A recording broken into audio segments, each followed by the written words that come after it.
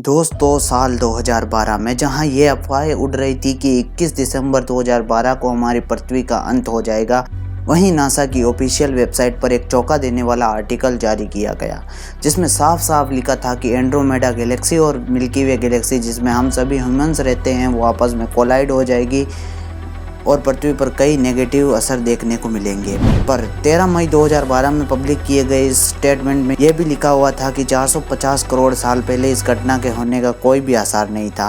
पर अचानक ही 20 फरवरी 2022 को एक खबर आई कि हमारी मिल्की वे और एंड्रोमेडा दोनों गैलेक्सीज का आपस में कोलिजन शुरू हो चुका है। पर आखिर ऐसा क्यों? नासा ने इतनी बड़ी बात को इतना लेट क्यों बताया? वेल गाइस, इसका जवाब हम आपको देंगे कि आखिर क्यों इतनी बड़ी बात को नासा ने अब रिवील किया है। तो जानने के लिए बने रहिए इस वीडियो में एंड तक। तो दोस्तों साल 2012 में जारी किए गए स्टेटमेंट में ये लिखा हुआ था कि एंड्रोमेडा गैलेक्सी लगभग 2,50,000 माइल पर आवर की स्पीड से हमारी आकाशगंगा की ओर बढ़ रही है।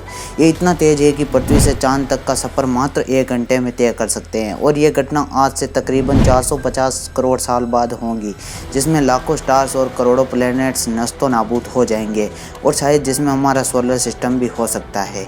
और अगर कुछ भी नहीं हुआ तो एक दूसरे के ग्रेविटेशनल फोर्स के कारण कई तारे अपने स्थान से दूसरी जगह पर शिफ्ट हो जाएंगे और इस घटना के लगभग 200 करोड़ साल बाद मिल्की वे और एंड्रोमेडा दोनों कंबाइंड होकर एक गैलेक्सी बन जाएगी। और तब तक या तो हमारी मानव सभ्यता टेक्नोलॉजी में इतनी एडवांस्ड हो जाएगी कि हम इस अनंत ब्रह्मांड में कहीं और बस चुके होंगे या फिर हमारी सभ्यता बिल्कुल ही विलुप्त हो चुकी होगी। पर अब सवाल ये आता है कि आखिर जब नासा ने 2012 में ही इस बात को क्लेरिफाई कर दिया कि 4.5 अरब साल तक इनकी टक्कर नहीं होगी, तो क्या इन 10 सालों के अंदर दोनों गैलेक्सी इतनी तेज़ चल पड़ी कि इनका टकराव शुरू हो चुका है? वेल दोस्तों, ये पूरी रिसर्च बेस्ड थी प्रोजेक्ट अमीगा पर, जिसका पूरा नाम है absorption maps of ionised gas in Andromeda. दोस्तों इस प्रोजेक्ट के तहत ये पता लगाना था कि आखिर एंड्रोमेडा गैलेक्सी कितनी बड़ी है और ये कहाँ तक फैली हुई है। इसके लिए सबसे पहले इस गैलेक्सी का हालो डिटेक्ट करना था।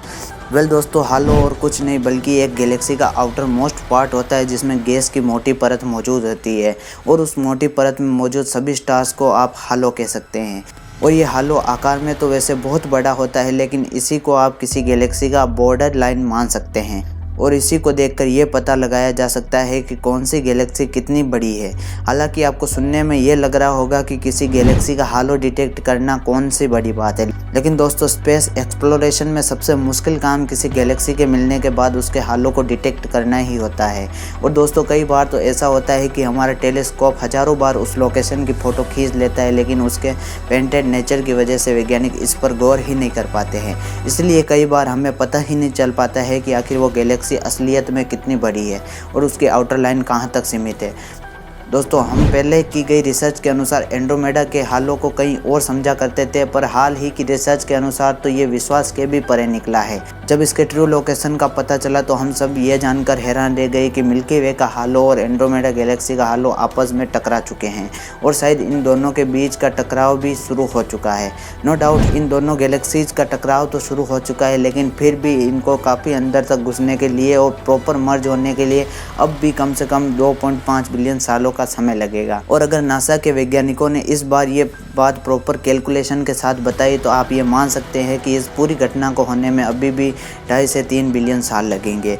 दोस्तों तभी ही ये टकराव हमारे सौर मंडल पर भी असर दिखाने लगेगा और मैथमेटिकली आज से करीब 2.5 प्लस माइनस 0.4 बिलियन साल बाद फाइनली या तो हमारी धरती का नामो निशान ही मिट जाएगा या फिर हमारी धरती किसी ऐसी लोकेशन पर पहुंच जाएगी जहां पर उसके अस्तित्व का होना या ना होना मायने नहीं रखेगा। हालांकि दोस्तों ये बात हमने आपको पहले ही बता दी है कि तब तक या तो हमारी इंसानी सभ्यता किसी हैबिटेबल ग्रह पर बियॉन्ड मिल्की वे शिफ्ट हो जाएगी या फिर वो बिल्कुल ही विलुप्त हो जाएगी। लेकिन सिर्फ 10 साल के अंतराल में नासा वालों ने पूरे 2 बिलियन सालों का समय कम कर दिया, तो ना जाने उनकी छोटी छोटी कितनी गलतियां हमें किस तरह डराने वाली है।